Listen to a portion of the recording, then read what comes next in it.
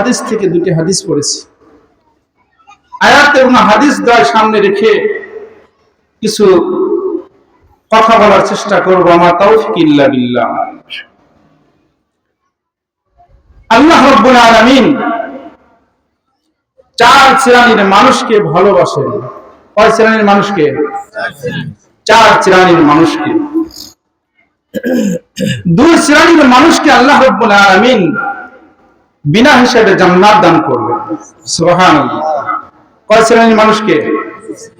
দুই শ্রেণীর মানুষকে আল্লাহ রাব্বুল আলামিন বিনা হিসাবে জান্নাত দান করবেন। আমি যে আয়াতে কারিমা তেলাওয়াত করেছি, এই আয়াতের মধ্যে চার শ্রেণীর মানুষ, যে চার শ্রেণীর মানুষকে আল্লাহ রাব্বুল আলামিন পৃথিবীর সমস্ত মানুষ থেকে ভালোবাসে, এই চার শ্রেণীর মধ্যে যারাই প্রবেশ করবে তারাই আল্লাহ রাব্বুল আলামিনের ভালোবাসার পাত্র হতে পারবে। সুবহানাল্লাহ। এক নম্বর, আমা ইউতি'ল্লাহা ওয়া রাসূলা ফাউলাইকা মা'আন নাবিয়্যিনা ওয়াস-সিদ্দীকিনা ওয়াশ-শুহাদা। এক নম্বর হলো ওই সমস্ত লোক যারা নবী এবং রাসূল, নবী এবং রাসূল এটা আল্লাহ রাব্বুল আলামিনের সবচেয়ে মহব্বতের বান্দা। সুবহানাল্লাহ। নবী রাসূল হতে গেলে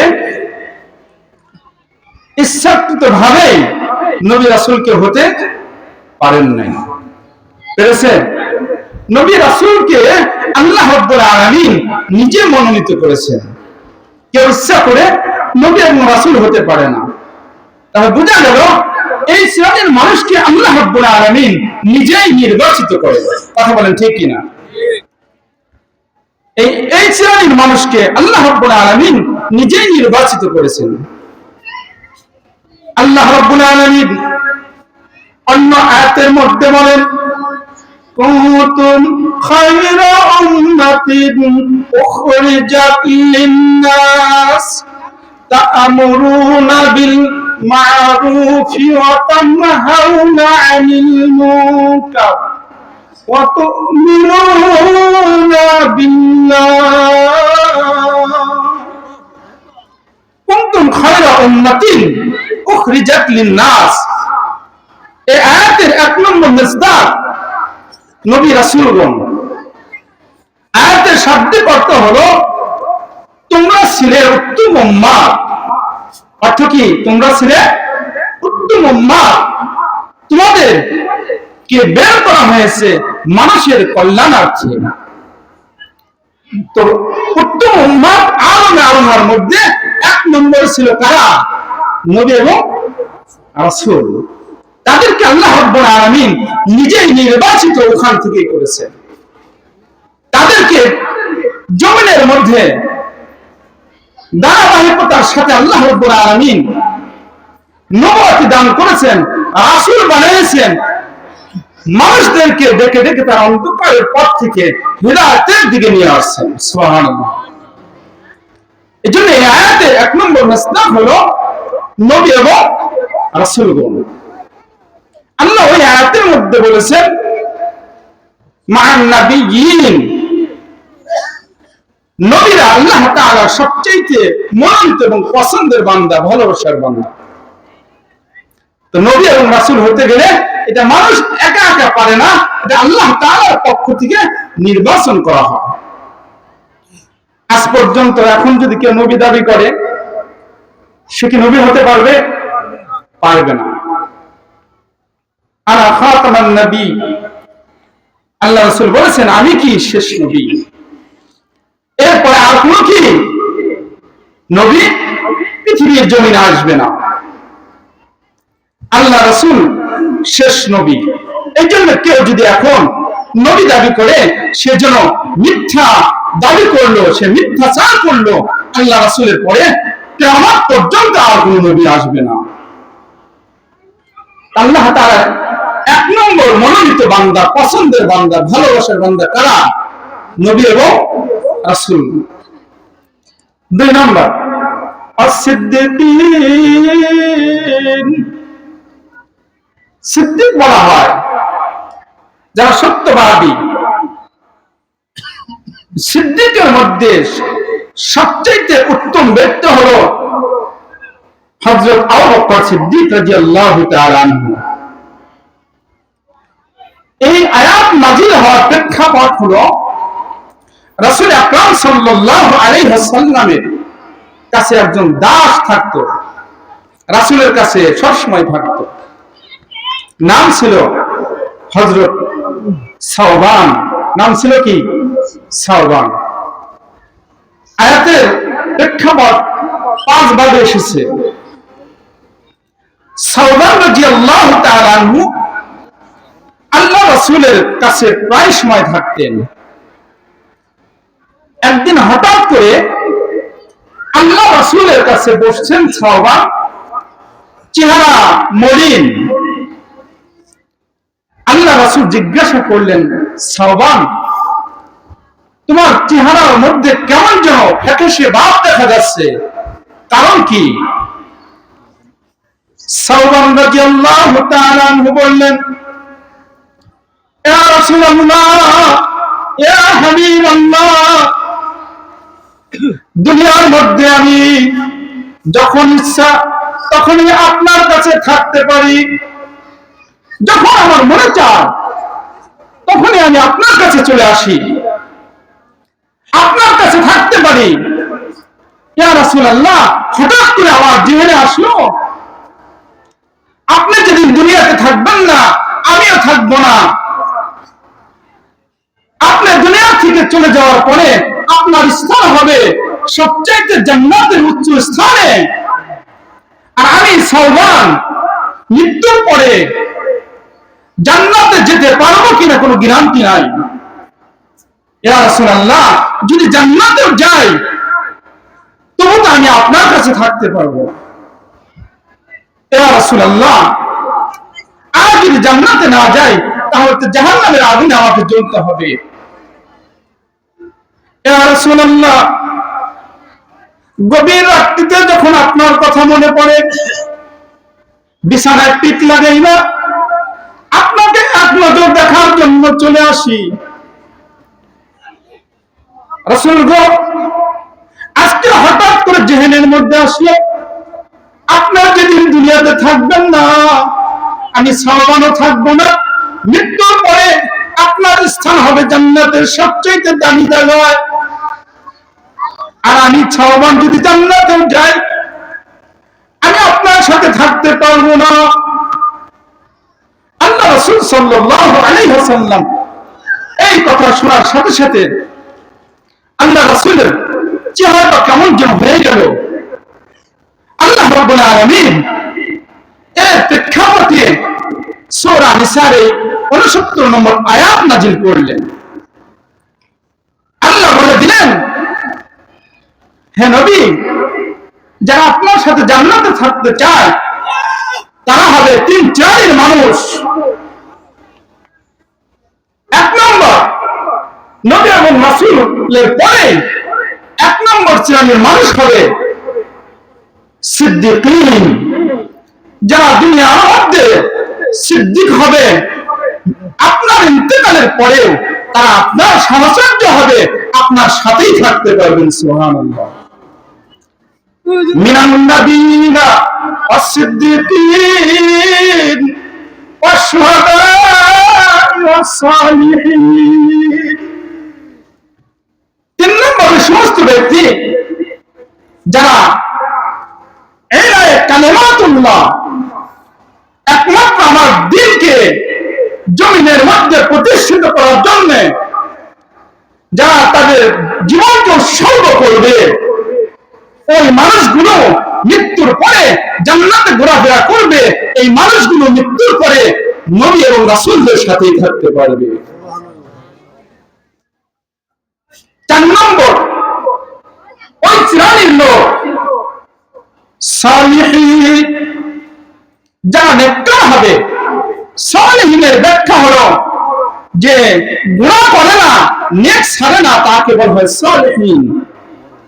আল্লাহ রাব্বুল আলামিন বলেন, যারা সালেহীন হবে মৃত্যুর পরে জান্নাতে আপনার সাথেই তারা থাকতে পারবেন। সুবহানাল্লাহ। ওয়াহাসুনা উলাইকা রাফিকা, তারা যেন আমার বন্ধু, আপনার বন্ধু, আপনার সহচর্যে জান্নাতের মধ্যে এই তিন শ্রেণীর মানুষ নবী রাসূলদের সাথে থাকতে পারবে। দুই শ্রেণীর মানুষ হিসাব ছাড়া জান্নাতে যাবে। সুবহানাল্লাহ। কয় শ্রেণীর মানুষ? দুই শ্রেণীর মানুষ। এক শ্রেণীর মানুষ হলো যারা বালেগ হওয়ার আগে মৃত্যুবরণ করে, চাই সে মেয়ে হোক অথবা ছেলে হোক। এই জন্য আমার মা বোনদেরকে বলছি, আমার বাবাজিদেরকে বলছি, যদি না বালেগ অবস্থায় কোনো সন্তান মারা যায়, এই সন্তান যেন আপনার জান্নাতের হাতিয়ার হয়ে গেল। এই সন্তান কি আপনার আমার জান্নাতের হাতিয়ার হবে। এই সন্তানগুলোকে আল্লাহ রাব্বুল আলামিন বিনা হিসাবে জান্নাত দান করবেন, এদের কোনো হিসাব নেওয়া হবে না। যেদিন বিচার কার্য শেষ হবে, তাদেরকে জান্নাতের ফয়সালা করে দেওয়া হবে, তাদের হিসাব হবে না। এই সন্তানগুলো চাই সে মেয়ে হোক অথবা ছেলে হোক, বলবে, হে রব্বে কারীম, যে পিতা মাতার মাধ্যমে আমি দুনিয়ায় গিয়েছিলাম, আজকে ওই পিতা মাতাকে ছাড়া আমি জান্নাতে যাব না। আল্লাহ রাব্বুল আলামিন এই নাবালক শিশুদের সুপারিশকে গ্রহণ করবেন এবং পিতা মাতাকে সাথে আল্লাহ রাব্বুল আলামিন জান্নাতের ফয়সালা করে দিবেন। এজন্য কোন নাবালক সন্তান যদি মারা যায়, বাবার ধৈর্য ধারণ করা, মার ধৈর্য ধারণ করা, চিল্লাচিল্লি করে কান্না না করা। যদি সবর ইখতিয়ার করতে পারি, তাহলে আল্লাহ রাব্বুল আলামিন সবরের কারণে এই সন্তান আমার জান্নাতে যাওয়ার হাতিয়ার হয়ে যাবে। নাম্বার 2, কোন পিতা মাতা সন্তান যদি বেকারঙ্গ হয়, অঙ্গহানি হয়, মস্তিষ্ক নষ্ট থাকে, এই সমস্ত মানুষ যেমন পাগল, যার মস্তিষ্ক ঠিক নাই, এমন পাগলদের আল্লাহ রাব্বুল আলামিন কোনো হিসাব নেবেন না। বিনা হিসাবে আল্লাহ রাব্বুল আলামিন পাগলদেরকে জান্নাতের ফয়সালা করে দিবেন। এই জন্য আমার মা বোনেরা, আমার বৃদ্ধ বাবাজিরা, কারো ঘরে যদি এমন পাগলা সন্তান থাকে অথবা পাগল সন্তান থাকে, আপনি যদি ধৈর্য ধারণ করতে পারেন, সবর ইখতিয়ার করতে পারেন, আল্লাহ রাব্বুল আলামিন বলেন, এই পাগলদেরকে আমি আল্লাহ রাব্বুল আলামিন বিনা হিসাবে জান্নাতের ফয়সালা করে দিব। হাসরের ময়দানে এই পাগলরা বলবে, হে রব্বে কারীম, দুনিয়াতে যাদের মাধ্যমে আমি দুনিয়ায় গিয়েছিলাম, আজকে ওই পিতা মাতাকে ছাড়া আমি জান্নাতে যাব না। আল্লাহ রাব্বুল আলামিন ওই দিন এই পাগলদের সুপারিশ গ্রহণ করবে। পাগলরা যখন সুপারিশ করবে, পাগল সন্তানের কারণে আমার আপনার জান্নাতের হাতিয়ার হয়ে যাবে। দুই শ্রেণীর মানুষ আল্লাহ রাব্বুল আলামিন বিনা হিসেবে জান্নাত দান করবেন, আর এর উপর সওয়ার হয়ে পিতামাতাও জান্নাতে যেতে পারবে। সুবহানাল্লাহ।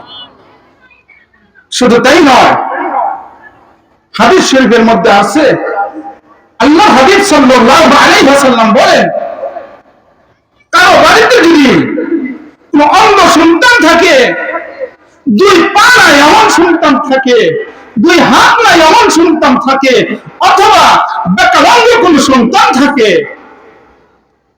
হাদিসে এমন আছে, একজন অন্ধ ব্যক্তি রাস্তা চেনে না, রাস্তা পার হবে, ওখান দিয়ে একজন সুস্থ সবল মানুষ হেঁটে যাচ্ছে, অন্ধের হাত ধরে তাকে তার গন্তব্য পর্যন্ত পৌঁছে দিলে এই অন্ধ ব্যক্তির সুপারিশ কাল কিয়ামতে আল্লাহ রাব্বুল আলামিন গ্রহণ করবে। যত অন্ধ মানুষকে দুনিয়ার মধ্যে কোন ব্যক্তি তার গন্তব্যস্থান পর্যন্ত পৌঁছে দিবে, এই অন্ধরা হাসরের ময়দানে বলবে, হে রব্বে কারিম, দুনিয়ার মধ্যে তুমি আমার চোখ দাও নাই, দৃষ্টি শক্তি দাও নাই, আমাকে এই ব্যক্তি আমার গন্তব্যস্থান পর্যন্ত পৌঁছে দিয়েছে, এই জন্য আমি এই ব্যক্তিদের ছাড়া জান্নাতে যাব না। আল্লাহ রাব্বুল আলামিন এই ব্যক্তিদের, অন্ধ ব্যক্তিদের, ল্যাংড়া ব্যক্তিদের, বেকারঙ্গ ব্যক্তিদের সুপারিশ গ্রহণ করবে।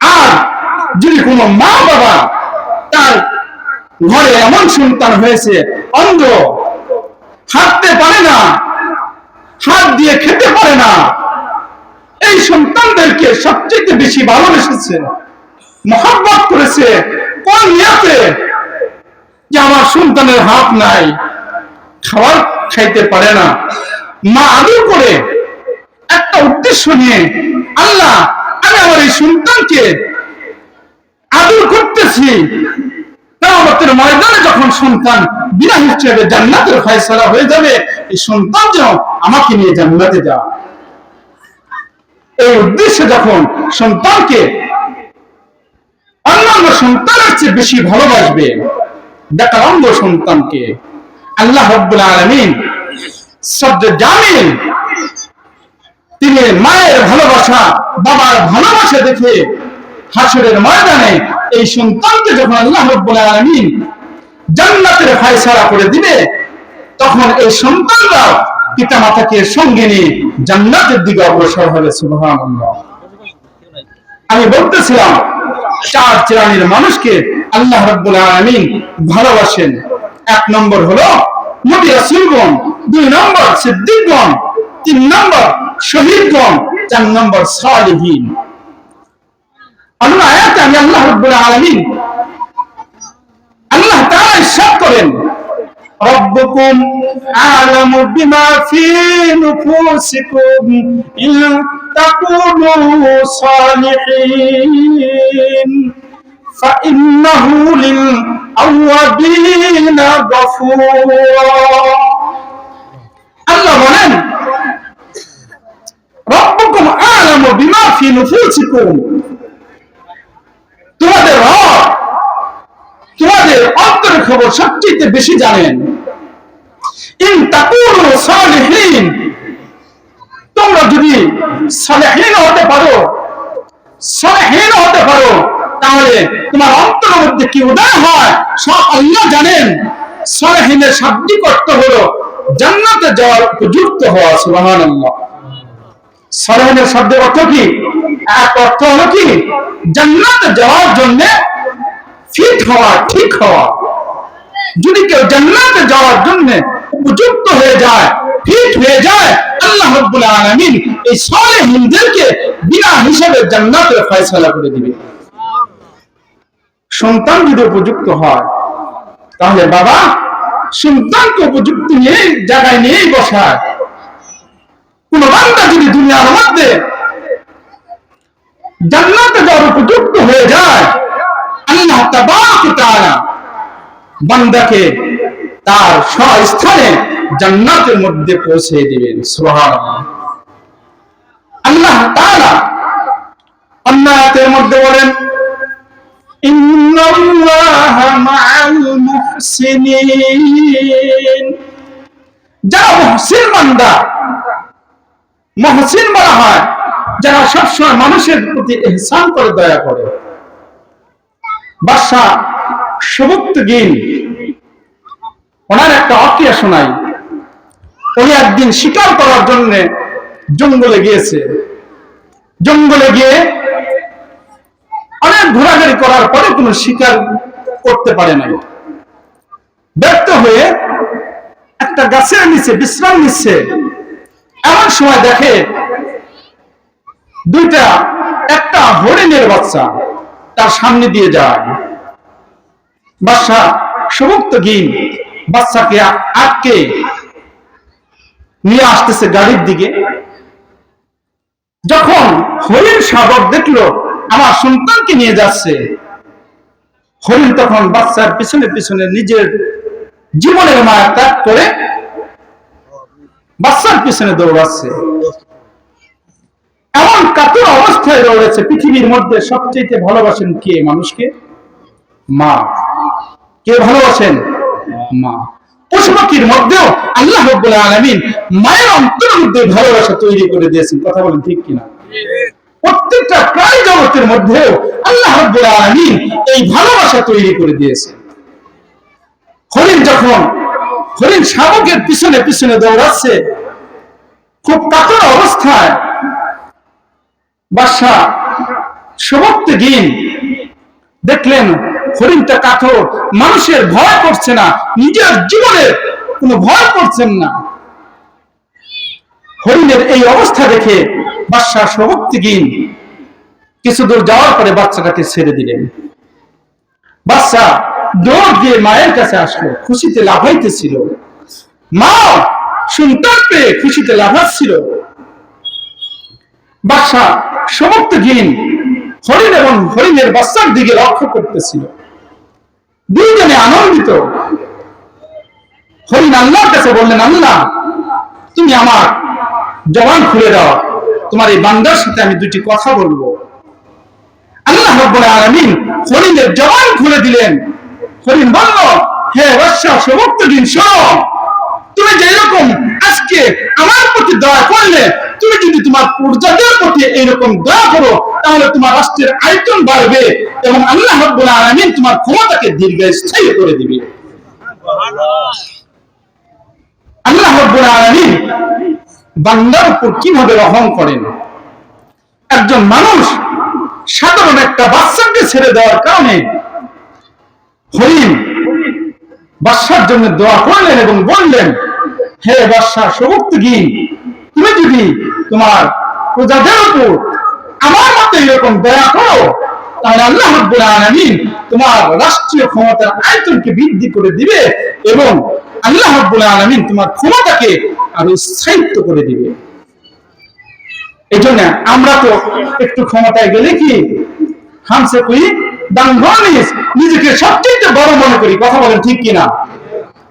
আমার বাবাজিরা, মানুষ সকলেই সমান। ওই একজন বেকালাঙ্গ মানুষ, তাকে আল্লাহ তাআলা সৃষ্টি করেছেন। আমাকে আল্লাহ রাব্বুল আলামিন সুস্থ এবং সবল করে বানিয়েছেন। এই কারিশমা কার? আল্লাহ। আমাকে আল্লাহ রাব্বুল আলামিন ইচ্ছা করলে বেকালাঙ্গ করে সৃষ্টি করতে পারতেন। কথা বলেন ঠিক কিনা? ক্ষমতা দেওয়ার মালিক কে? আল্লাহ। এজন্য যদি কাউকে ক্ষমতা দেওয়া হয়, ক্ষমতার অপব্যবহার যেন না করা হয়। আজকে বিভিন্ন জায়গায় দেখি ওয়াজের মঞ্চে হুজুরের একটু কথা, সত্য কথা বলতে চাইলেই মাইক নিয়ে দেওয়া হয়। কথা বলেন ঠিক কিনা?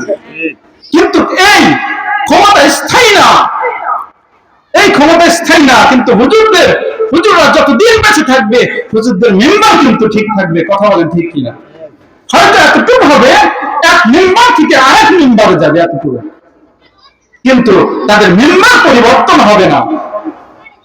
ওই একটা মেম্বার থেকে আরেক মেম্বারে যাবে, এতটুকু পরিবর্তন হবে। কিন্তু আপনি একটু ক্ষমতা পেলেই অপব্যবহার করা শুরু করি, এটা ঠিক না। আল্লাহ রাব্বুল আলামিন আমাদেরকে বোঝার তৌফিক দান করেন। সকলে বলে আমিন।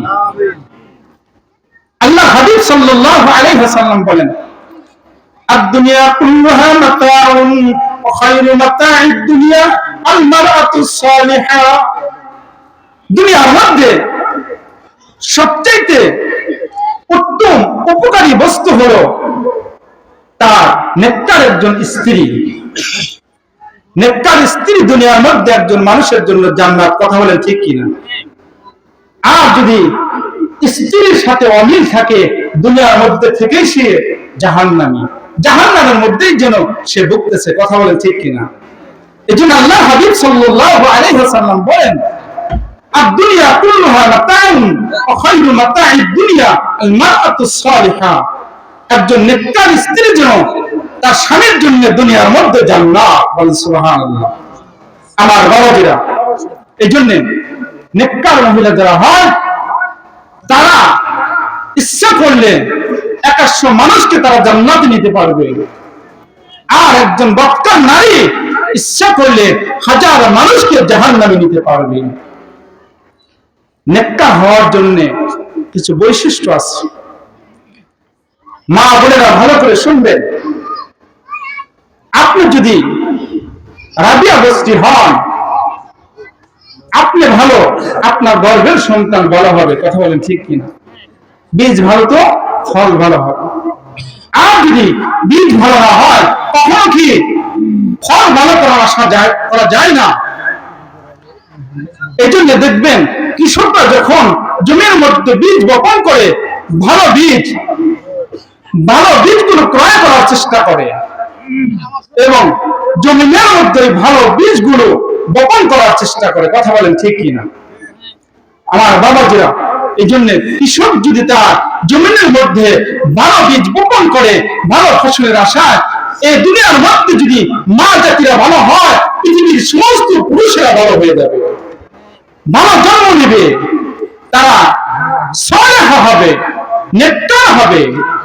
আমি আপনি বাইজিদ বুস্তামি রাহমাতুল্লাহর নাম শুনি, আমি আপনি হাসান বসরির নাম শুনি, আমি আপনি খাজা মাইনুদ্দিন চিশতি রাহমাতুল্লাহর নাম শুনি।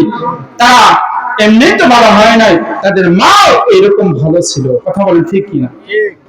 খাজা মাইনুদ্দিন চিশতি রাহমাতুল্লাহ আলাইহি, হাসান বসরি রাদিয়াল্লাহু তাআলা আনহু, ওনার একটা আকিয়া শোনাই। উনি বসরা শহরে জন্মগ্রহণ করে, বসরা নগরীতে। ওনার বাড়ির পাশে ছিল একজন অগ্নি পূজক। কি পূজক? অগ্নি পূজক। আগুনের পূজা করতেন। শেষ বয়স পর্যন্ত সে আগুনের পূজা করেছে। হাসান বসরি রাদিয়াল্লাহু তাআলা আনহু জানতে পারলেন যে অগ্নি পূজক, সে মৃত্যুর শয্যায় শায়িত, এমন অবস্থা, বার্ধক্যে উপনীত হয়েছে, কিন্তু আগুনের পূজা করে। আমাদের সমাজের মধ্যে কিছু মানুষ আছে, তারাও কিছু মানুষ আছে সূর্যের পূজা করে। কথা বলেন ঠিক কিনা? আমি অনেক মানুষকে দেখি সকালে উঠে পশ্চিম দিকে নামাজ না পড়ে পূর্ব দিকে সূর্যের দিকে সিজদা করে। আমাদের সমাজের মধ্যে এমন কিছু মানুষ আছে যে তারা মানুষ হয়ে মানুষের পায়ে সিজদা করে। কথা বলেন ঠিক কিনা? মানুষ হয়ে মানুষকে সিজদা করা শিরক। আল্লাহ রাব্বুল আলামিন বলেন, ওয়ালিকা রাব্বিহি ফালইআমাল আমালান সালিহা ওয়া লা ইউশরিক বিইবাদাতি রাব্বিহি আহাদা। যদি কেউ আল্লাহর সাথে সরাসরি সাক্ষাৎ করতে চায় মৃত্যুর পরে, আল্লাহ রাব্বুল আলামিন নিজেই বলেছেন, দুইটা জিনিস যদি বান্দা করে, সে যে আমল দুনিয়ার মধ্যে করেছে, সে যেন আমি আল্লাহর সাথে সাক্ষাৎ করতে পারবে। 1 নম্বর, সে শিরক মুক্ত জীবন যাপন করতে হবে। আল্লাহর সাথে কাউকে শরীক করা যাবে না। যদি তার জীবনের মধ্যে এমন কোন শিরক না করে, আরেকটা আমল হলো সে আমলে সালেহা করে, আল্লাহ তাআলা বলেন মৃত্যুর পরে সে আমি আল্লাহর সাথে সাক্ষাৎ করবে। শিরক মুক্ত জীবন বানানো খুব কঠিন। আমাদের সমাজের মধ্যে কিছু মানুষ এমন কথা বলে, এই দোকান যদি না থাকতাম হয়তো বাঁচতাম না, এই গাড়ি যদি না থাকতো হয়তো বাঁচতাম না, এরকম কথা বলে কি বলে না? আমার বাবাজিরা, এগুলো শিরক। আল্লাহ রাব্বুল আলামিন মানুষ সৃষ্টি করার 500 বছর আগে আল্লাহ রাব্বুল আলামিন জমিনে তার রিজিকের ব্যবস্থা করেছেন। কোন বান্দা যদি এইটা মনে করে আমার ব্যবসা আমাকে বাঁচাইলো, আমার পীর আমাকে বাঁচাইলো, আমার গাড়ি আমাকে বাঁচাইলো, তাহলে সে যেন শিরক করলো। আল্লাহ তাআলা এই জন্য বলেছেন, দুইটা আমল যদি বান্দা করে, 1 নম্বর, জন্মের পর থেকে নিয়ে মৃত্যুর আগ পর্যন্ত বান্দা শিরক করে নাই, শিরক মুক্ত জীবন গঠন করেছে। আরেকটা আমল, সে আমলে সালেহা করেছে, মৃত্যুর পরে সে আমি আল্লাহ তাআলার সাথে সাক্ষাৎ করবে, কোনো বাধা থাকবে না। আমাদের সমাজের মধ্যে ফকিররা দেখি বলে, অনেক সময় গানে বলে, ফকির মইলে বাতি জ্বলে, মোল্লা মইলে জ্বলে না, দলের মধ্যে আল্লাহ আছে, মোল্লারা তা জানে না। কি বলে? ফকির মরলে বাতি জ্বলে, মোল্লা মরলে জ্বলে না, ডোলের মধ্যে আল্লাহ আছে, মোল্লারা তা জানে না। কথা বলেন ঠিক কিনা? অনেকে এরকম গানের মধ্যে বলে, হুজুরা উত্তর দিয়েছেন, বলে বলে দোজক দোজক, বলে কি বলে? দোজক দোজক। ডোলে বলে দোজক দোজক, খঞ্জুরি কয় কজন কজন, দোতরা কয় তিনজন তিনজন, হারমোনি কয় তামানজন তামানজন তামানজন। বলে কি বলে? দোজক দোজক। খঞ্জুরি কয় কজন যাবে দোজকিতে? দোতরা কয় তিনজন যাবে যারা বাজায়। হারমোনি কি কয়? মাহফিলের মধ্যে প্যান্ডেলের মধ্যে যত আছে কি তামানজন তামানজন, সবটি কি জাহান্নামী। আল্লাহ হাবিব সাল্লাল্লাহু আলাইহি ওয়াসাল্লাম হাদিসে বলেছেন, দুনিয়ার মধ্যে কোরআনের মাহফিল এটা জান্নাতের বাগান, আর যেখানে গান বাদ্য হয় এটা যেন জাহান্নামের জায়গা। কিয়ামতের ময়দানে দুই ধরনের জায়গা দুই দিকে রওনা করবে। এজন্য আমার বাবাজিরা শিরক মুক্ত জীবন যাপন করব, আল্লাহ তাআলা তৌফিক দান করেন। হাসান বসরি রাদিয়াল্লাহু তাআলা আনহু, ওনার বাড়ির পাশে যে অগ্নি পুজো, বিছনায় শায়িত, মৃত্যু শয্যায় শায়িত হাসান বসরি দেখতে গেলেন। উনি তো বড় আল্লাহওয়ালা। সামাউন নাম ছিল অগ্নি পুজোকে। সামাউনকে যখন দেখতে গেছেন, সামাউন খুশি হয়ে গেছে। কৌশল বিনিময় করলেন। কৌশল বিনিময় করার পরে বললেন, ভাই সামাউন, তুমি তো সারা জীবন আগুনের পূজা করলাম, আর আমি তাওহীদ এক আল্লাহ রাব্বুল আলামিনের ইবাদত করেছি। সুবহানাল্লাহ। তুমি 70 বছর আগুনের পূজা করলা, তুমি এবার দুনিয়া থেকে বিদায় নিয়ে যাবার পর তুমি চলে যাচ্ছ। ভাই সামাউন, যাবার আগে আমি তোমাকে একটি কথা বলি। সামাউন বললেন, ভাই হাসান বসরি বলেন কি? তুমি তো দীর্ঘ 70 বছর আগুনের পূজা করলা, শেষ জীবনে দেখা যাক একটা পরীক্ষা হয়ে যাক। তুমি যে আগুনের মধ্যে আগুনের পূজা করলা, তোমার আগুনের মধ্যে একটা পরীক্ষা হবে। হয়তো আমি হাত দিব অথবা তুমি হাত দিবা, দেখি দেখি আগুন কার হাতকে জ্বালিয়ে দেয়। সামাউন মনে মনে চিন্তা করেন, এর আগে একবার এই আগুন জ্বালাইতে গিয়ে আমার শরীরের রুমালের মধ্যে বা কাপড়ের মধ্যে আগুন লেগেছিল, সে কাপড় আগুন ফুরে ছারখার করে দিয়েছিল। হাত দিলে তোমার হাত আগুন রক্ষা করবে না। সামাউন এবার বললেন, ভাই হাসান বসরি, তাহলে আগুনের মধ্যে আপনি আগে হাত ঢুকিয়ে দেন। হাসান বসরি রাদিয়াল্লাহু তাআলা আনহু সামাউনের সম্মুখে, সামাউনের বাড়িতে যে আগুনের পূজা সামাউন করত, ওই আগুনের মধ্যে, প্রজ্বলিত আগুনের মধ্যে বিসমিল্লাহির রহমানির রহিম বলে হাসান বসরি আগুনের মধ্যে হাত ঢুকিয়ে দিলেন। সুবহানাল্লাহ। দীর্ঘ সময় আগুনের মধ্যে হাত রাখলো। আল্লাহ রাব্বুল আলামিন আগুনকে নির্দেশ দিয়েছেন, আগুন রে, তুমি হাসান বসরিকে পোড়াইও না, ওর হাতের যেন কোনো ক্ষতি না হয়। হাসান বসরি রাদিয়াল্লাহু তাআলা আনহু সামাউনের সম্মুখে সামনে দীর্ঘ সময় আগুনের মধ্যে হাত রাখলো। হাত উঠে দেখে অক্ষত অবস্থা, হাতের কোনো ক্ষতি হয় নাই। সামাউন হাসান বসরি রাদিয়াল্লাহু তাআলা আনহুকে ডাক দিয়ে বলেন, ও ভাই হাসান বসরি, আমি সারা জীবন আগুনের পূজা করলাম, আর তুমি এক আল্লাহ ইলাহে কালিমাতুল্লাহ আল্লাহ রাব্বুল আলামিনের ইবাদত করেছো। ভাই হাসান বসরি, আমি তো মৃত্যু শয্যায় শায়িত। এখন যদি আমি এক আল্লাহকে বিশ্বাস করি, কালিমা পড়ে মুসলমান হয়ে যাই, আল্লাহ রাব্বুল আলামিন আমার জিন্দেগীর সমস্ত গুনাহ মাফ করবেন।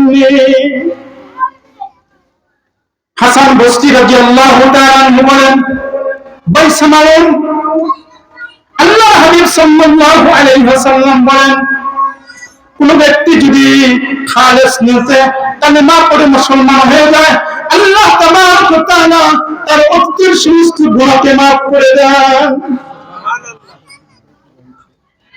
সামাউন বললেন, ভাই হাসান বসরি, আমি যদি কালিমা পড়ে মুসলমান হয়ে যাই, আল্লাহ রাব্বুল আলামিন আমার এই শিরকের গুনাহ মাফ করবেন নি? হাসান বসরি বললেন, অবশ্যই আল্লাহ রাব্বুল আলামিন তোমার অতীতের সমস্ত গুনাহকে মাফ করে দিবে। সালমান বললেন, ভাই হাসান বসরি, আল্লাহ যদি আমার জীবনের অতীতের সমস্ত গুনাহ মাফ করে দেন, তাহলে আমি কালেমা পড়ে মুসলমান হয়ে যাব, কিন্তু এই কথাটা আমাকে লিখে দিতে হবে। হাসান বসরি রাদিয়াল্লাহু তাআলা আনহু কাগজের মধ্যে লিখে দিলেন।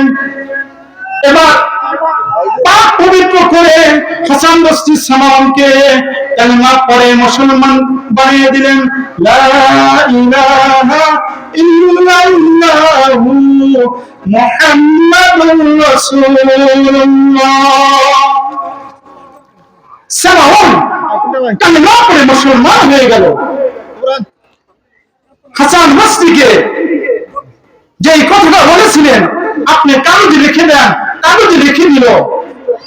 এবার সালমান বলতেছেন, ভাই হাসান বসরি, আমি যখন মৃত্যুবরণ করব, আমি তোমার কাছে একটা জিনিস চাই, আমাকে দিবানি। হাসান বসরি বললেন, কি জিনিস? সালমান বলেন, ভাই হাসান, আমি যখন মৃত্যুবরণ করব, মৃত্যুর পরে তুমি তোমার নিজ হাতে আমাকে গোসল দিবা, নিজ হাতে কাপড়ের কাপড় পরাইবা, তোমার হাতে তুমি আমাকে দাফন করে দিবা, আর কবরে যখন শোয়ে দিবা, তোমার হাতের লেখা কাগজটি আমার কবরের মধ্যে দিয়ে দিবা। তুমি এই জিনিসটা করবা কিনা? হাসান বসরি বললেন, হ্যাঁ অবশ্যই, তোমার মৃত্যুর খবর শুনলে আমি তোমার এই কথাটা আমি অবশ্যই পালন করব। সালমান ইন্তিকাল করলো, তাকে গোসল দেওয়া হলো, কাপড়ের কাপড় পরানো হলো, কবরের মধ্যে শুয়ে দেওয়া হলো, কাগজটাও দেওয়া হলো।